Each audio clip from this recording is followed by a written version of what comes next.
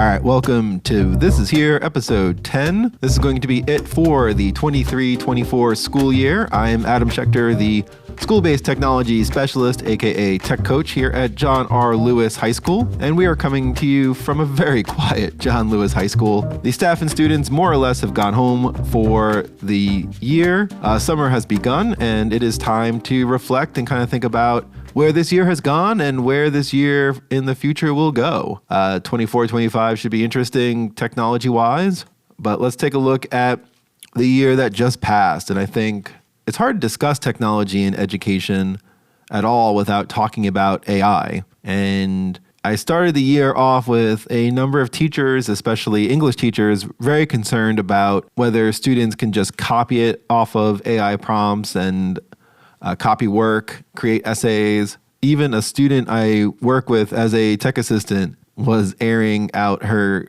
frustrations about AI, and another student more or less using it in their group project and being very frustrated with it. On the flip side of it, there have been a lot of AI advancements in education. You look at a number of tools that have already started utilizing AI, whether it's like Kahoot or Quizlet, Adobe products, like Adobe Express has generative AI features and also things that can help improve or edit stuff. In particular, even something like WeVideo has put into place AI for sound and getting rid of noise and sound. And I think for what WeVideo does and how useful it is to bring in things like student recordings off phones, which I will also get to a little bit, those things are going to be very useful. I don't know where things are happening. I mean, Magic School is growing, and there are a lot of tools for teachers and lesson planning and generating like special education goals and a lot of the sort of paperwork stuff associated with the special education process. It's now very useful to use AI for that kind of thing. And is that where things are going to go next year? Like, I don't know. I think it's very likely that AI will impact a lot of the tech tools, almost all of them, in one way or another. And whether that will help make teachers' lives easier or not, it remains to be seen. Sometimes I have a hard time with a prompt or generator. I'd be like, I don't really know what I want to ask of you for this. So I think as our teachers kind of continue to navigate AI, and our district also is, back and forth on it. In our school district in particular, about where AI is going. I know that our head of technology is very much in support of AI and wants it implemented, but then also the schools are not allowed to buy subscriptions for generative AI services right now.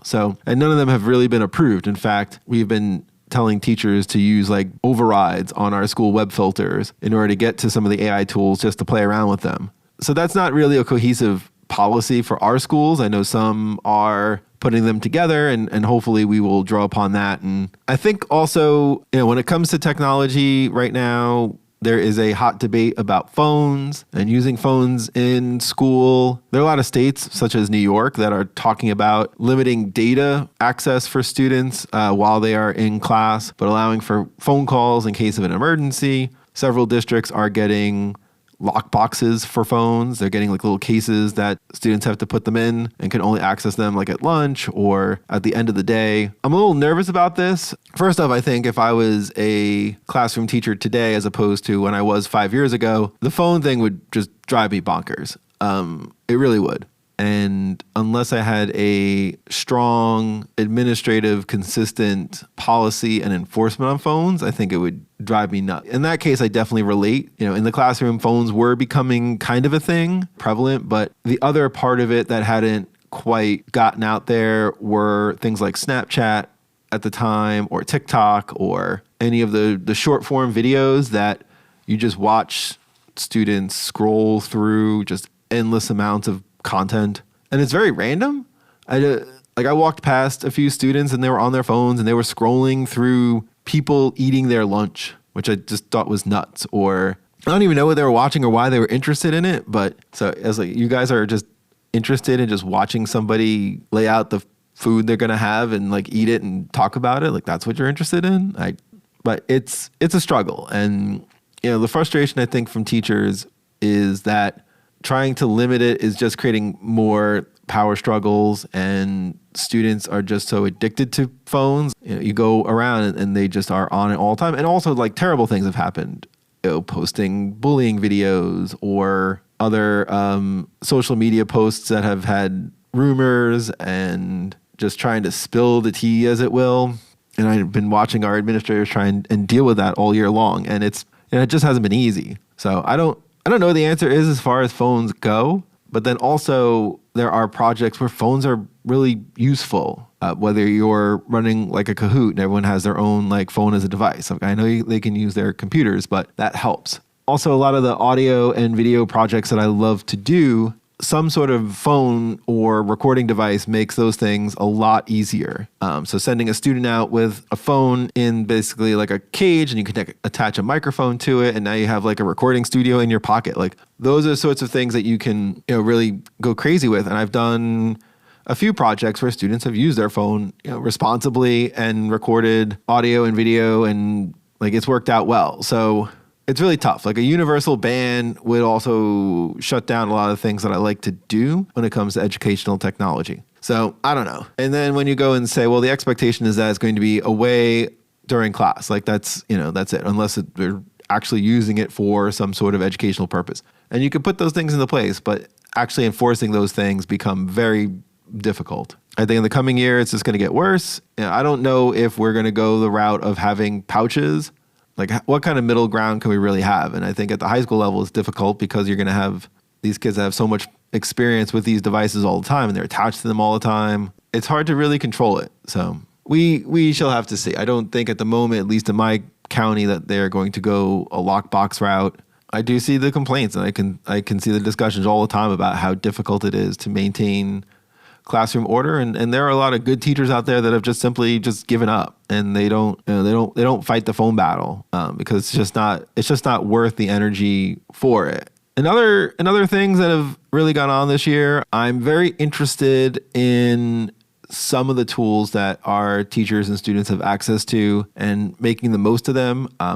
I saw this year that there is a lot of use of assessment tools this year. Many teachers use something like Quizlet to either do vocabulary practice or create virtual flashcards, have sort of live games with Quizlet. And Kahoot, I think, is constantly popular. Kahoot's been rolling out additional features. There are different question types. And I think our teachers are really using that more often to get informal assessment of student knowledge. So I do like that. And I think that's going to continue. And so a few of the other apps this year that I know a lot of our teachers used and would like to get them, I would love to get more development into them for next year, are things like Adobe Express or Canva. Canva for educators is typically free. I know our district basically has like just one giant Canva account at the moment, but there is like a Canva for Educators program that you can look into where you can get an educator account and you can add students to your class and assign them work, but also students have access to some of the paid features when they are using your sort of Canva for Educators account. So like linking them into your classroom also helps. And I think that with our Chromebooks and moving to those, that's created a lot of challenges this year in some of the creative tools. We don't really have access to things like Audacity anymore. We don't have access to free video editors. And our students generally don't have access to the larger set of Adobe Creative Cloud tools. So they're not able to use sort of like the high-end stuff. My own New Show students are. We do have a lab down here with, generally when they're on the Chromebooks, that's just not something they have access to. I know Adobe has a Chromebook version of Creative Cloud, but that's not anything that we have for our students right now. And so you're limited in some ways. Video use has gone up, and I think in terms of video editors that are Chromebook friendly, I think WeVideo is probably the best. And as mentioned before, they do have like the AI tools for audio editing and audio processing, and that's exciting because when you do have students recording on phones, even when you're using a microphone, separately or something like that, often the audio is not great. There's a lot of background noise and things like that. And so having WeVideo utilizing AI to help take that out and make sound better for student produced videos is only going to help. It's only going to help for you if you're using it with like camcorder footage or other cell phone footage, and even with the younger grades where they're not as loud when they're on camera. I think that'll be a beneficial thing. And in terms of video editing and audio editing, WeVideo right now I think is probably one of the better options when you're dealing with Chromebooks. But not having things like Audacity this year or being able to teach Audacity with students was a little difficult. So WeVideo can do basic cuts, sure. It can add sound effects. That's great. It doesn't do a ton of processing. So things like compression, it doesn't do, or normalizing, or some of those other audio essentials that say Audition or even other tool like Pro Tools or things can do. So you're really at the mercy of the recording itself and trying to get the recording correct and getting the levels right on that. So WeVideo does have some like gain or volume adjusting, so that's great. But it's not on the audio editing side as full featured as something else. So we'll have to continue next year to kind of figure that out. There are a few web-based tools out there, or at least websites that mimic Audacity. So something like Wavacity is out there, and that's great. But the only issue with Wavacity is that you're constantly uploading into that website, audio editing, and then downloading it again is not really a great way to save sessions. And when you download it, it always has like some random name to the file that you have to go and rename. So that's problematic. But we'll see. Like Adobe Express does have audio tools to it. There is recordings. I'll see, in the future, maybe it'll be more full featured in terms of audio processing. Maybe some of the tools from Adobe Audition may come to Express in some way, which would be great. There is a podcasting tool for Adobe, and that is an interesting tool in that it is utilizing AI and also is editing by editing the script. And if you haven't used the Adobe podcast tool for Adobe Express, it is fascinating in that you record the audio for the podcast and then that is converted into a transcript. And so you can shift around the transcript and the words, and that will rearrange the file. So this is also a very similar, very similar tool in Adobe Premiere, where you can do rough editing by just moving around the transcript and the words in there will actually edit the video file. So it's pretty wild. But that's the full featured Premiere. But yeah, so Adobe Podcasts like that hopefully will be out of beta next year, and maybe a tool that our students here can use. But we'll see. I don't really know.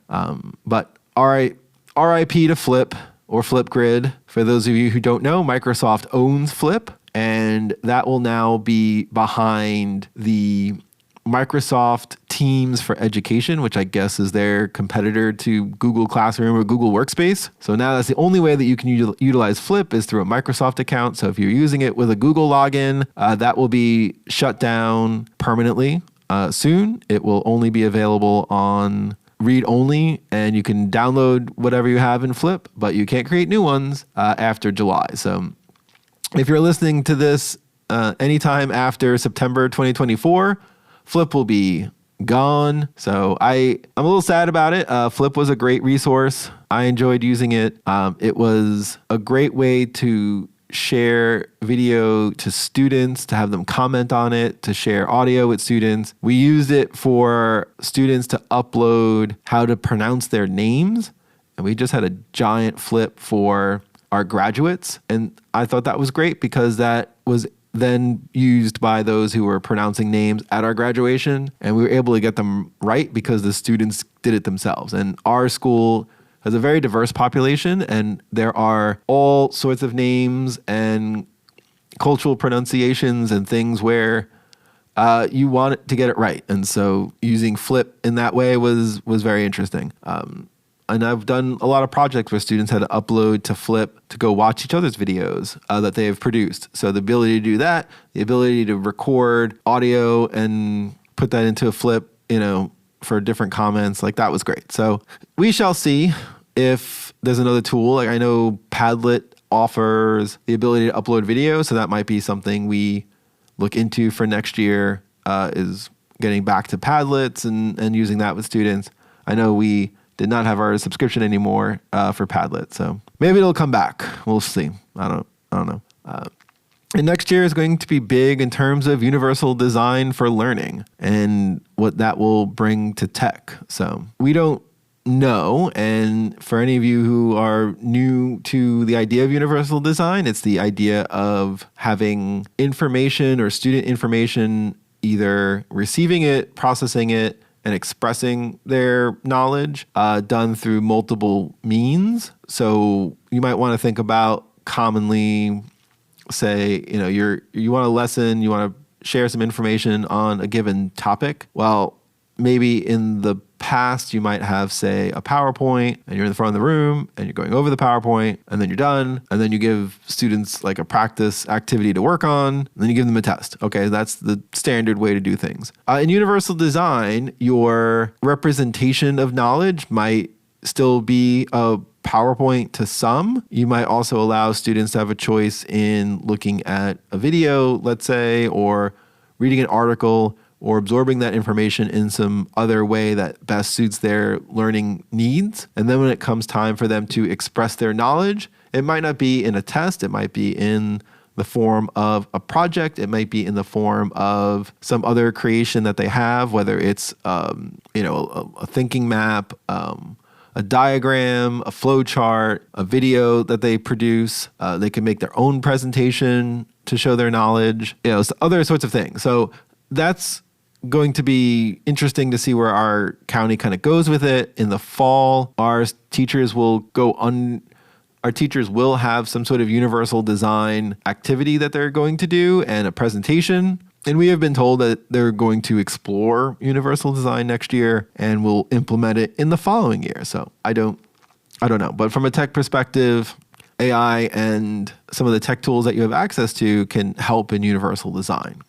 Like I said, you might want to offer a video option for students. So you might utilize something like Edpuzzle, which has their own videos, but also ability to bring in YouTube videos or things that you've created. And you can set pause points and knowledge checks as they go through the video, and you can scaffold questions. And so that video watching isn't just a passive activity, but that there are chances for them along the way to show their knowledge or do some check-ins. And then you can kind of see where the students are at when you look at their responses. Something like Edpuzzle could help in that sort of way. And like I mentioned before, you have Adobe Express, you have Canva, you have those sort of resources out there and tools that can help students. Something like Quizlet, like I mentioned before, in creating vocabulary decks and things like that. So, and we're not even talking about interactive slide tools such as Pear Deck, which is out there, and Nearpod or something like that, where you can have your knowledge in these slides, but then also have interactive tools that allow students to like play around with their knowledge or give feedback in one way or another. So I don't know. In terms of my own position as a tech coach, I think universal design, there's a lot of room there for myself as a tech coach to kind of get in there and help with teachers and planning. But I don't know. I don't know where that's going to go. It's very much up in the air, like a lot of things. So let's see. So personally, so here at Lewis High School this year, there have been some good accomplishments. I know that I've worked with a number of teachers this year in different audio video projects. I did two with a English language learners class, and I thought those both came out really well. And I'll give those students credit. They were on camera, they were recording themselves, they were interviewing each other. And when your English proficiency is not that high, but you're still able to do that and overcome kind of like the fear and the jitters of being on camera, like that was very powerful. It was very powerful to kind of watch those students in action. Looks like I will be presenting with one of our science teachers about a weather activity that we did, not this year, but the year before, where historical weather events were pulled, like the data from historical weather events were pulled, and the students had to like create weather forecasts based on the historical data. So say it was like a blizzard that happened in the upper Midwest, or like Hurricane Sandy, I think was one of them, heat wave, like those sorts of things. And it was a unique way to talk about their weather unit and the weather vocabulary, and I was excited about that. So that'll be in the in the fall. Looking forward to that. The news show that I do here, which is Lancer Media, which you can find on YouTube at Lancer Media TV and also our different social accounts at Lancer Media TV. So we had a great year. Generally, we started getting more into Reels and Instagram videos and posting that out for our community. We did a few live broadcasts. We had author Andrew Aydin come in. So Andrew Aydin wrote or co-wrote the books March with John Lewis, which is our namesake. And so Andrew Aydin has been close to Lewis High School for a number of years, thanks to the relationships that we've built by our librarian to Andrew Aydin. And I think that's been a great collaboration so far. Like he's come in and talked about service. He presented service awards for some of our students, and just kind of showing or keeping alive, I think, the legacy of what John Lewis was about as a civil rights leader, and having that be present in our school and present in our student lives, and just kind of talk about how this is not just history like it was. He did speak at the March on Washington and was one of the youngest speakers there. But the fact that, a lot of the things that he fought for continues. And we want to have students advocate and, take action and be informed citizens and, really stand up for their causes and stuff like that. So, just having that continual connection to John Lewis makes our school name not just a name, but I think it really cements our mentality and vision as a building. So anyway, but we did a live interview with him here in our TV studio, which I thought went really well. That was broadcast out to the school during our advisory period. We also did a live news show. That was the first for us this year. And a lot of the other content that we created this year, I thought went really well between interviews and some of the segments and things that we have produced. We did a live broadcast of one of our pep rallies, and even did like an overflow room broadcast for our international night. And so I'm excited about that.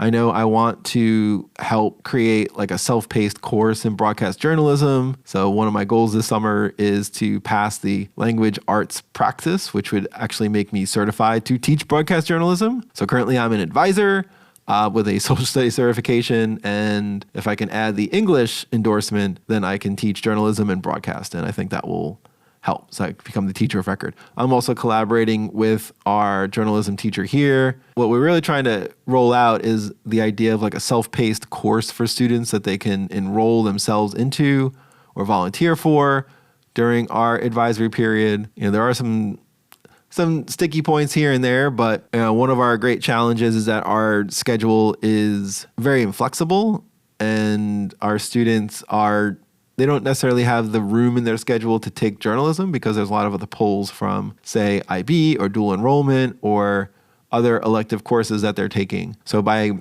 allowing them to have our advisory or what we call Lancer time as their journalism class, but then also have the class itself be relatively free form and something that the students are working on their own projects to help show or demonstrate their knowledge of the different standards that we've put into place. I think that's going to be a cool model to build, and I'm really excited about that one. So we'll see where that goes for next year. I'm hoping to do more presentations. So I'm already working on something for the Virginia Society of Technology and Education, or VISTE. And as I kind of tossed around that idea with Margaret Sisler in one of the earlier episodes this season, I'm thinking of trying to make something more interactive in terms of podcasting and sharing podcasting with other teachers and technology coaches. So workshopping a title, let's see, I'm trying to call it like Audio Adventures Starring You. I think that would be kind of fun.